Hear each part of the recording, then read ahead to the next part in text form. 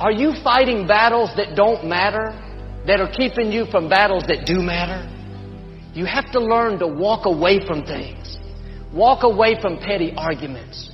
Walk away from disrespect. Walk away from jealous people. Proverbs says, avoiding a fight is a mark of honor. Not winning a fight, but walking away from a fight.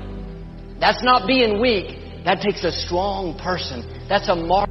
When you are trying to get to the next level, and you can see where you're trying to get to, there is a ceiling that you have to break through. This ceiling is made of glass. You must be willing to break through the glass. You are going to bleed. The cut is going to put some bruises and blood. But that's the only way to get to the next level. I understood that. And in order to get to the next level, you are going to have to give up something that you care about. See, all your friends, they can't go to the next level because they'll get up there with you, and the way they behave, they'll mess it up for you. You can't hang out with everybody you've been hanging out with to go to the next level. I had to leave my family. My family didn't get it. Steve, you're going to go tell jokes? That's stupid. You can't make a living telling jokes. Stupid. Quit your job, leave your family, pursue your dreams. My family wasn't supporting. I got to cut my family loose. It's okay. Oh, they all love me now. I'm the youngest one of my family. I take care of my whole family. Everybody get a check every month. But I forgave them. They didn't know. They had no idea. They didn't know. Why you still out there telling them damn jokes? You'll see. And now they all see. That's why I was able to walk away, because I saw more. So you'll know when it's time to walk away from people. And some people you need to walk away from. You have to let them go. They're not going to get it. And so as more people love you, more people hate you. They both grow up together. The bigger your life gets, everything comes up at the same pace. And the more people believe in you or like you or support you, the more people hate you, because it creates an opportunity for envy.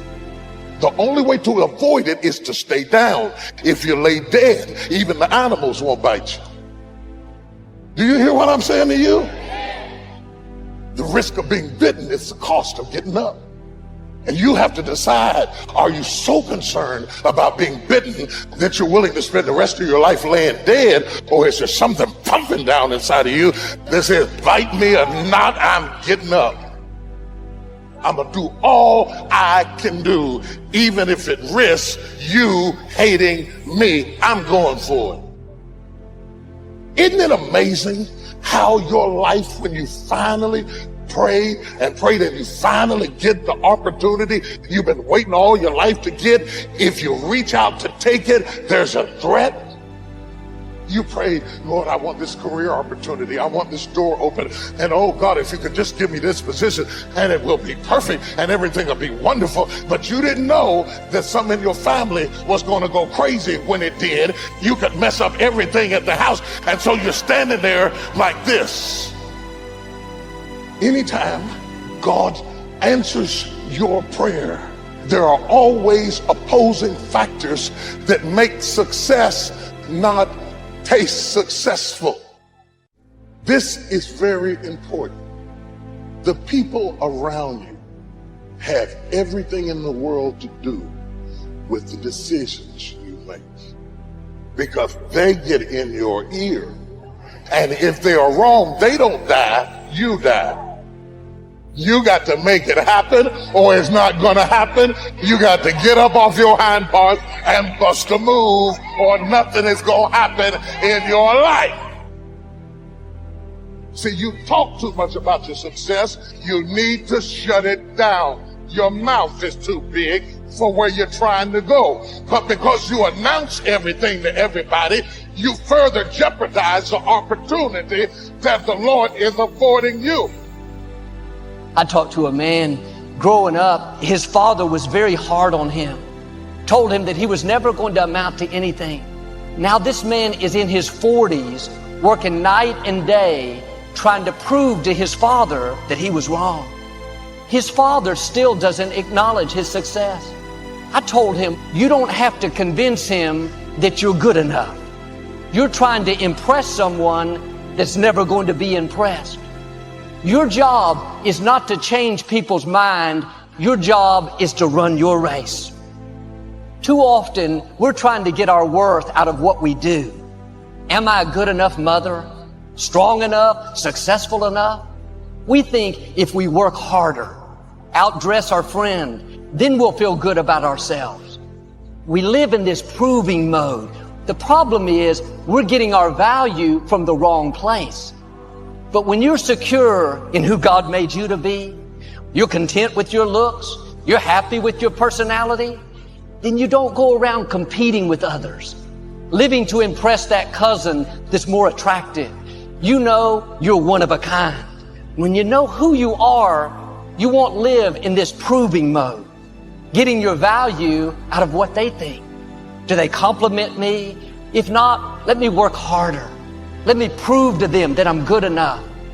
Them validating you is not going to move you towards your destiny. Take the pressure off. Your destiny is not contingent on them liking you. It's a distraction. They may be more talented. Celebrate them. You don't have to prove to them that you're talented too. You have gifts that they don't have. Anytime we're trying to prove something, the root cause is insecurity. There will always be a voice saying, you don't measure up. You need to be stronger, wealthier, more talented. It's very freeing when you understand you have nothing to prove. Walk in your anointing. You don't have to keep up with other people. Am I as talented as my coworker? Am I as successful as my cousin? Then you'll live in a proving mode, trying to impress. That's a never-ending cycle. You're not competing with them, you're competing with yourself. Be the best you that you can be. You can feel good about who you are right now. You are in a class all by yourself. Who said you don't look good? Who said you needed to be taller, more creative? Don't believe those lies. Quit competing and run your race. We weren't created to live in this proving mode, not feeling good about yourself unless you're achieving, outperforming. You may impress people. They compliment you. Praise from people just feeds our ego. We should live to impress God. Proving to your friend that you're talented may make you feel good, but they don't open doors. Instead of impressing people, we should spend our time impressing God. You have to get your value from who you are and not what you do. Look at the car I drive. Look at the business I've built. That's all good, but it's superficial. If it changes, then your self-worth will change. I was riding to a friend's house. He had this very nice sports car, really beautiful. I noticed we drove the long way. I asked why he didn't go the easy way. He said, my ex-girlfriend lives on this street to make sure she sees what she's missed out on. He was going out of his way to prove what she was missing out. Prove that he was happy without her. What's funny is he found out later that she had moved across town a couple of years earlier. I wonder how many times we're trying to prove something and the person is not even paying attention. Competing with someone that doesn't even know we're competing. When we're trying to prove to people, to feed our ego, to show them how great we are, that's a dead-end street. Who are you trying to impress? How much energy are you spending trying to feel good enough, smart enough, worthy enough? Come out from under that pressure. You have nothing to prove. What people think about you doesn't determine your destiny. Your income may increase, but your value is not going to increase. Thinking that's going to give you more worth. Run your race. Stay focused on what you're called to do.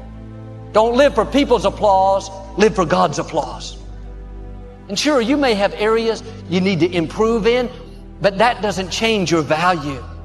When you understand, if God is pleased with you, it doesn't really matter what other people think about you. They may try to discredit you, Big deal. They didn't breathe life into you. They didn't call you, anoint you.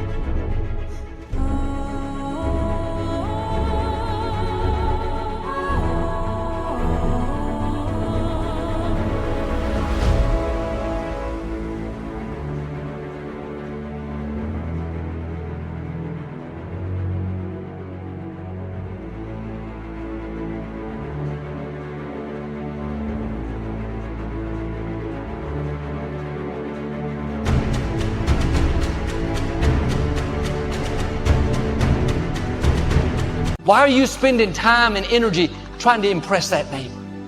Prove to that coworker that you are talented. They don't control your destiny.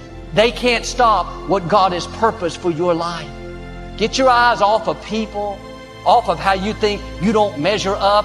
You are accepted. You are anointed. Now step into your destiny. You know, a couple years ago, man, I hit rock bottom.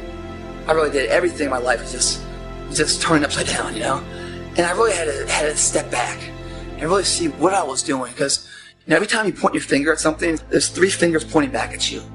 If you begin to look at yourself, you've got to redefine yourself. Who are you right now? And who must you become in order to create what you want? What has to change about you? Looking at where you want to go and the kind of person that you must become, the kind of standards that you have for you. What is it that you must do differently? You know, so the first thing you gotta do to fix something is evaluate yourself, see what's up. Do the pros and cons and everything. And when I say the pros and cons and everything, I'm talking about environments and people. Find out who you're associating with. If those people add something to you, if they give you something in return, you know, or is it all just a give and take, meaning like they just take and then you give? That's a bad relationship, man. Get the negative energy out of your fucking life. These people that you're around, they're always complaining and everything else. They're taking part of your soul. You only have so much to give every single day. Why waste it on that, guys? You run around with losers, you will end up a loser. Unconsciously. You will pick up their ways, you will pick up their habits, you'll pick up, most importantly, their attitude about life. You know, when the plane's going down, they always say, you gotta put your gas mask on before you can don it on a kid. Why do they say that? Because you're no good to that kid if you're dead. You gotta love yourself in order to love somebody else, guys. You gotta be whole and happy with who you are if you never help somebody else out.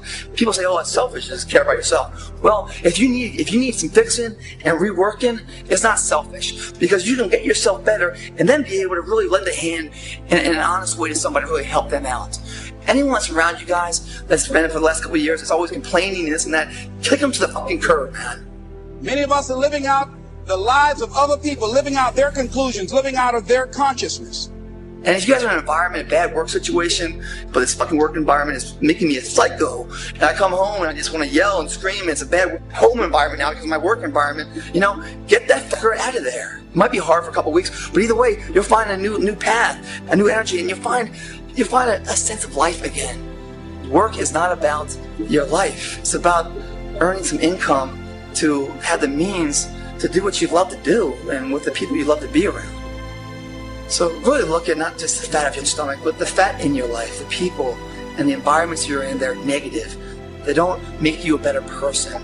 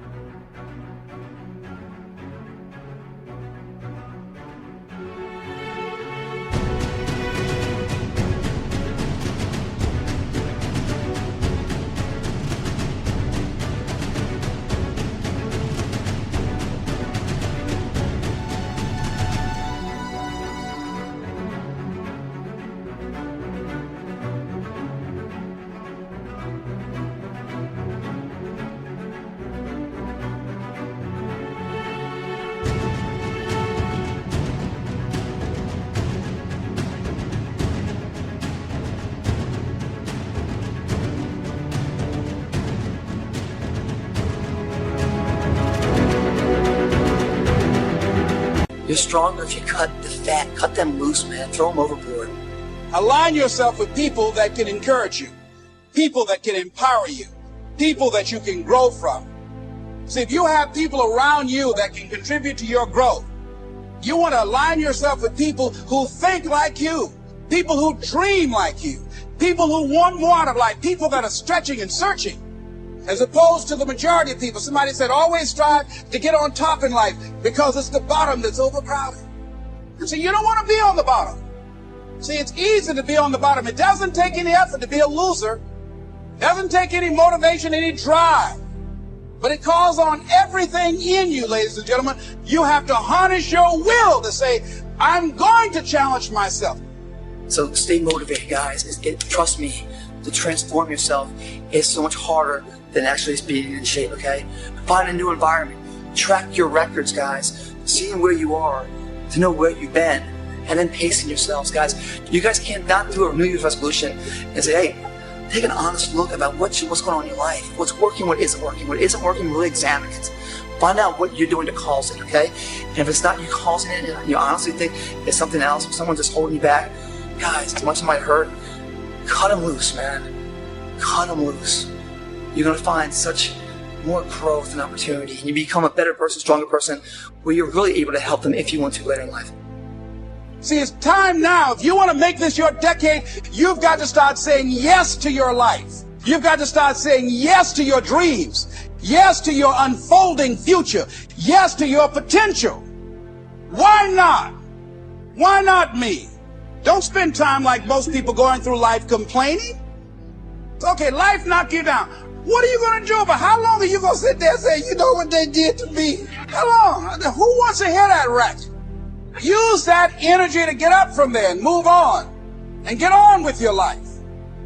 So the reason why people don't put action behind their work and their thought process and what they're saying is because they lose the motivation. They lose that fire inside to keep the engines running through those hurdles of life, adversity, and they get shut down, they get beat down for a lot of different reasons. Mainly because they don't have a good plan of attack. They're trying to take too much on at one time and they don't know what they're up against, and they're just getting beat down. They're just getting overwhelmed, and they're just like, fucking, I'm out, man. It's too much for me. Because they're not seeing the results fast enough. It's a marathon, guys. It's not a sprint. You're not going to get them that fast. So what happens is people go to the gym 3-4 weeks into it. They're like, man, I look in the mirror. I'm like, man, I'm looking a little fat. Done. It's not working.